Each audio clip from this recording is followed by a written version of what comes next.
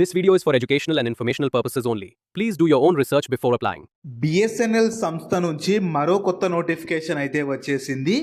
వీటికి సెలెక్ట్ అయితే స్టార్టింగ్లోనే అన్ని అలవెన్సెస్ కలుపుకొని నెలకి 55,000 వరకు జీతం అయితే పొందొచ్చు. మంచి ఆఫీసర్ లెవెల్ పర్మనెంట్ ఉద్యోగాలు, మీకు ఎలాంటి ఎక్స్పీరియన్స్ కూడా ఏమీ అవసరం లేదు. Both Andhra Pradesh and Telangana male and female candidates అందరూ ఎలిజిబుల్ ఉంటారు. సో నేను ఇదే వీడియోలో నోటిఫికేషన్కి సంబంధించిన ఫుల్ డీటెయిల్స్తో పాటు మీకు సెలక్షన్ ప్రాసెస్ ఎలా ఉంటుంది, ఎలా అప్లై చేసుకోవాలో కూడా ఇదే వీడియోలో చెప్తాను. వీడియోని మాత్రం చివరి వరకు చూడండి.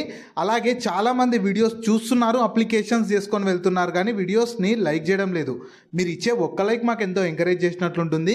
ఇలాంటి మంచి మంచి జాబ్స్ గురించి డైలీ అప్డేట్ చేస్తూ ఉంటాను. సో ఖచ్చితంగా ప్రతి ఒక్కరు వీడియోస్ని లైక్ చేస్తూ స్కిప్ చేయకుండా ఎండ్ వరకు చూడండి. అలాగే మన ఛానల్కి వచ్చిన కొత్త వాళ్ళు ఎవరన్నా ఉంటే వీడియోస్ని లైక్ చేయడంతో పాటు ఛానల్ని సబ్స్క్రైబ్ చేసుకొని పక్కనే ఉన్న బెల్ సింబల్ని కూడా యాక్టివేట్ చేసి పెట్టుకుంటే నేను ఎప్పుడు కొత్త వీడియో అప్లోడ్ చేసినా మీకు నోటిఫికేషన్ ద్వారా అప్డేట్ అయితే వస్తుంది. నెక్స్ట్ డీటెయిల్స్లోకి వెళ్ళే కంటే ముందు విద్యాశాఖలో నుంచి కూడా బంపర్ జాబ్స్కి అయితే నోటిఫికేషన్ వచ్చేసింది. ఇందులో లైబ్రేరియన్, ల్యాబ్ అసిస్టెంట్, వార్డెన్ ఇలా రకరకాల వేకెన్సీస్ ఉన్నవి. వీటికి సెలెక్ట్ అయితే స్టార్టింగ్లోనే 53,000కి పైగా జీతం పొందే ఉద్యోగాలు కూడా ఉన్నవి. మినిమం 10th క్లాస్ అర్హత ఉండాలి. ఆంధ్రప్రదేశ్ అండ్ తెలంగాణ వాళ్ళు ఎలిజిబుల్ ఉంటారు.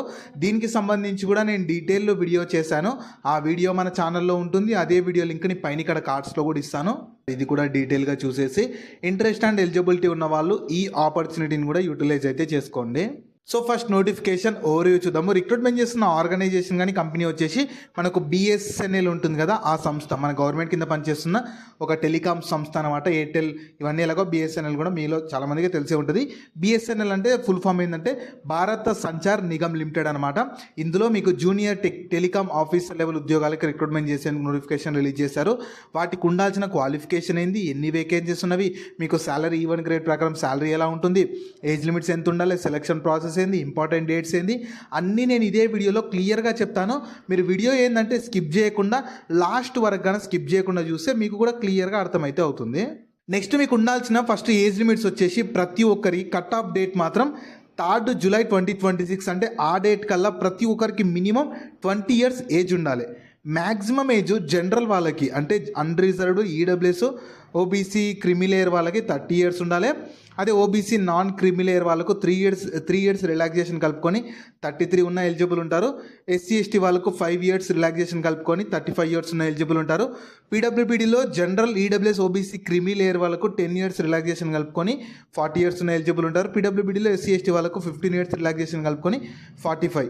ఇలా కేటగిరీని బట్టి మీకు ఇండియన్ గవర్నమెంట్ రూల్స్ ప్రకారం ఏజ్లో రిలాక్సేషన్ కూడా కల్పిస్తున్నారు.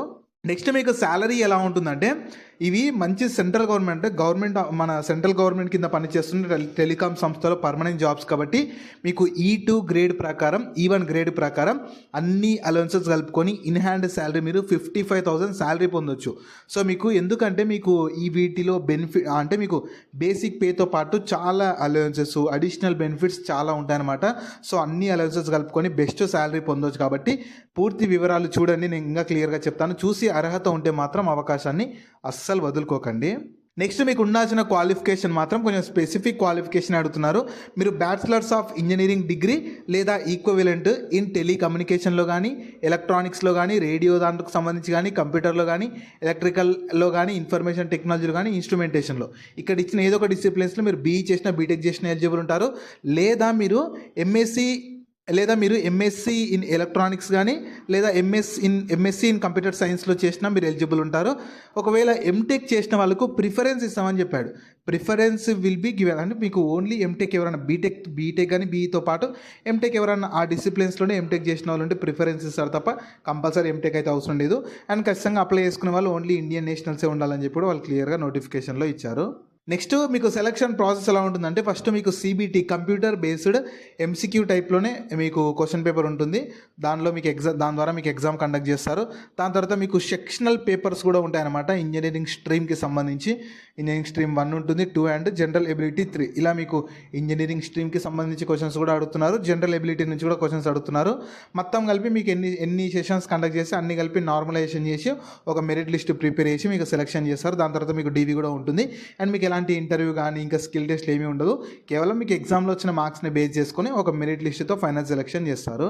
నెక్స్ట్ మీకు ఎగ్జామినేషన్ ప్యాటర్న్ వచ్చేసి మీకు ఇంజనీరింగ్ స్ట్రీమ్ సెక్షన్ 1 నుంచి 50 క్వశ్చన్స్ 200 మార్క్స్ ఉంటాయి. ఈచ్ క్వశ్చన్ క్యారీస్ మీకు 4 మార్క్స్ అనమాట. అండ్ మీకు ఇంజనీరింగ్ స్ట్రీము సెక్షన్ 2 నుంచి కూడా 50 questions, general ability test section నుంచి మీకు 20 క్వశ్చన్స్ వస్తాయన్నమాట. Total 120 questions, 480 marks, 3 hours duration. Each question carries 4 marks ఉంటుంది. వన్ నెగిటివ్ ఉంటుందండి. మీరు ఒకటి రైట్ పెడితే 4 మార్క్స్ ఇస్తారు, ఒకటి రాంగ్ పెడితే 1 మార్క్ కట్ చేస్తారు. కాబట్టి ఖచ్చితంగా తెలిసినవే అటెంప్ట్ చేయడానికి ట్రై అయితే చేయండి. నెక్స్ట్ మీకు ఎగ్జామినేషన్ సెంటర్స్ వచ్చేసి ఆంధ్రప్రదేశ్ వాళ్ళకైతేనేమో విజయవాడలో కండక్ట్ చేస్తారు, తెలంగాణ వాళ్ళకైతేనేమో హైదరాబాద్లో కండక్ట్ చేస్తారు. సో మీకు ఆంధ్రప్రదేశ్ వాళ్ళు విజయవాడ సెలెక్ట్ చేసుకోండి, తెలంగాణ వాళ్ళు హైదరాబాద్, ఏది దగ్గర ఉంటే మీరు దాన్ని సెలెక్ట్ చేసుకొని సెలెక్ట్ చేసుకున్నారంటే మీకు ఆ సెంటర్లోనే ఆన్లైన్లోనే మ్యాక్సిమం సిబిటి ఎంసీక్యూ టైప్లోనే ఎగ్జామ్ కండక్ట్ చేసి సెలెక్షన్ అయితే చేస్తారు. నెక్స్ట్ మీకు అప్లికేషన్ ఫీ కూడా ఛార్జ్ చేస్తున్నారు. అప్లికేషన్ ఫీ అయితే చూడండి, ఇది బిఎస్ఎన్ వాళ్ళు అఫీషియల్గా ఛార్జ్ చేస్తున్నారు. మీరు బయట ఎక్కడ చేయాల్సిన అవసరం లేదు, గుర్తుపెట్టుకోండి. ఎస్సీ ఎస్టీ పీడబ్ల్యూబీడీ వాళ్ళకైతే 1000 రూపీస్ ఉంటుంది. మిగతా జనరల్ ఓబీసీ ఈడబ్ల్యూఎస్ వాళ్ళకైతే 2000 ఉంటుంది. సో నేను మళ్ళీ చెప్తున్నాను, ఇది అఫీషియల్గా బిఎస్ఎన్ఎల్ సంస్థ వాళ్ళే ఛార్జ్ చేస్తున్నారు. మీరు బయట ఎక్కడ చేయాల్సిన అవసరం లేదు. వీళ్ళు అఫీషియల్ వెబ్సైట్లోనే రిజిస్టర్ చేసుకొని అప్లికేషన్ చేసుకునేటప్పుడు చేసేస్తే సరిపోతుంది. నెక్స్ట్ మీకు ఇంపార్టెంట్ డేట్స్ వచ్చేసి ప్రజెంట్ మీకు అఫీషియల్ నోటిఫికేషన్ రిలీజ్ చేశారు. అప్లికేషన్ మాత్రం మీకు 4th జూన్ 2026 నుంచి స్టార్ట్ అవుతుంది. అప్లై చేసుకోవడానికి లాస్ట్ డేట్ 3rd జూలై 2026 వరకు చేసుకోవచ్చు. అండ్ మీకు ఎడిటింగ్కి సంబంధించి కూడా సపరేట్ డేట్స్ ఇచ్చారు. ఎగ్జామ్ వచ్చేసి మీకు ఆగస్ట్ మంత్లో టెంటేటివ్ మంత్ కూడా ఇచ్చారు, ఆగస్ట్ మంత్లో కండక్ట్ చేస్తామని చెప్పి. సో మీకు ఆగస్ట్లో అలా కండక్ట్ చేసి సెలక్షన్ అయితే చేస్తామని చెప్తున్నారు. ఫర్దర్గా మీకు ఎగ్జాక్ట్ ఎగ్జామ్ డేట్స్ గురించి వీళ్ళు అఫీషియల్ వెబ్సైట్లోనే అప్డేట్ చేస్తారు. ఫర్దర్గా అప్లై చేసుకున్న వాళ్ళు చెక్ చేస్తూ ఉండండి. నెక్స్ట్ మీకు అప్లికేషన్ ప్రాసెస్ మాత్రం రఫ్గా ఎలా ఉంటుందో చెప్తాను. ఫస్ట్ ఏంటంటే ఇక్కడ ఇచ్చిన వీళ్ళ అఫీషియల్ వెబ్సైట్కి వెళ్ళాలి. ఈ అఫీషియల్ వెబ్సైట్ని మీరు గూగుల్లో సెర్చ్ చేసిన వస్తుంది, కింద డిస్క్రిప్షన్లో కామెంట్ సెక్షన్లో కూడా ఇస్తాను, మీరు అక్కడ నుంచి యాక్సెస్ చేసుకోవచ్చు. ఇందులో ఏంటంటే మీకు ఆల్రెడీ అకౌంట్ ఉంటేనేమో లాగిన్ అయిపోవచ్చు, అకౌంట్ లేకపోతే రిజిస్టర్ చేసుకోవాలన్నమాట. అన్నీ చేసుకున్నాక మీ డీటెయిల్స్ అన్ని ప్రాపర్గా ఇచ్చేసి సిగ్నేచర్, ఫోటోగ్రాఫ్ అన్నీ కూడా ఉంటుంది. అవి కూడా ఇచ్చేసాక లాస్ట్కి కేటగిరీని బట్టి ఫీ వస్తుంది. అది కూడా చేశాక సబ్మిట్ చేస్తే మీ అప్లికేషన్ కంప్లీట్ అయినట్లు మీకు ఫామ్ వస్తుంది కదా, దాన్ని సబ్మిట్ చేసిన ఫామ్ వస్తుంది కదా, దాన్ని ప్రింట్అవుట్ తీసి పెట్టుకోండి. మీకు ఫర్దర్గా డీబీ అప్పుడు కానీ ఫర్దర్ సెలక్షన్ అప్పుడు యూజ్ అయితే అవుతుంది. జాబ్ లింక్ని వీడియో కింద డిస్క్రిప్షన్లో అలాగే కామెంట్ సెక్షన్లో పిన్ చేసా. ఫస్ట్ లింక్ ఓపెన్ చేస్తే ఇలా వెబ్సైట్ ఓపెన్ అవుతుంది. అందులో జాబ్ ఫుల్ డీటెయిల్స్ ఉంటాయి. చూసాక కిందకి స్క్రోల్ చేస్తే నోటిఫికేషన్ పీడిఎఫ్ ఉంటుంది. దాన్ని డౌన్లోడ్ చేసుకొని డీటెయిల్స్ అన్ని చెక్ చేశాక కిందనే అప్లై లింక్ ఉంటుంది, దానిపైన క్లిక్ చేస్తే జాబ్ ఇలా స్క్రీన్ మీద కనిపిస్తున్నట్లయితే వీళ్ళ అఫీషియల్ వెబ్సైట్ ఓపెన్ అవుతుంది, BSNL.co.in అని చెప్పి. కిందకి స్క్రోల్ చేసి ఇక్కడ చూసుకోవచ్చు నోటిఫికేషన్. ఈ జూనియర్ టెలికామ్ ఆఫీసర్ JT1 అని చెప్పి వస్తుంది. మీకు ప్రజెంట్ నోటిఫికేషన్ మాత్రమే రిలీజ్ చేశారు. అప్లికేషన్ లింక్ స్టార్ట్ అయ్యాక ఇక్కడ రిజిస్ట్రేషన్ లింక్ దగ్గర లింక్ అనేది యాక్టివేట్ అవుతుంది. ఇక్కడ నుంచి అప్లికేషన్ అయితే మీరు 4th జూన్ నుంచి ఇక్కడ నుంచి అప్లికేషన్ అయితే చేసుకోవచ్చు. సో ఈ ఆపర్చునిటీ మీకు మన సెంట్రల్ గవర్నమెంట్ టెలికాం సంస్థ అయిన BSNL భారత్ సంచార్ నిగమ్ లిమిటెడ్ వాళ్ళైతే జూనియర్ టెలికాం ఆఫీసర్ ఉద్యోగాలకి రిక్రూట్మెంట్ చేసేందుకు అఫీషియల్ నోటిఫికేషన్ రిలీజ్ చేశారు. సో అర్హత స్పెసిఫిక్ క్వాలిఫికేషన్ అడిగారు కాబట్టి చూసి ఇంట్రెస్ట్ అండ్ ఎలిజిబిలిటీ ఉంటే మాత్రం అవకాశాన్ని అస్సలు మిస్ చేసుకోకండి. సో వీటికి సంబంధించిన లింక్స్ అన్ని వీడియో కింద డిస్క్రిప్షన్లో అలాగే కామెంట్ సెక్షన్లో పిన్ చేసా చూడండి. అలాగే మీ ఫ్రెండ్స్ అండ్ ఫ్యామిలీ మెంబర్స్ అందరికి కూడా షేర్ చేయడం మాత్రం మర్చిపోకండి. మీకు జాబ్స్ గురించి ఎలాంటి డౌట్స్ ఉన్నా సరే కింద కామెంట్స్లో అడగండి, నేను ప్రతి కామెంట్కి రిప్లై అయితే ఇస్తాను.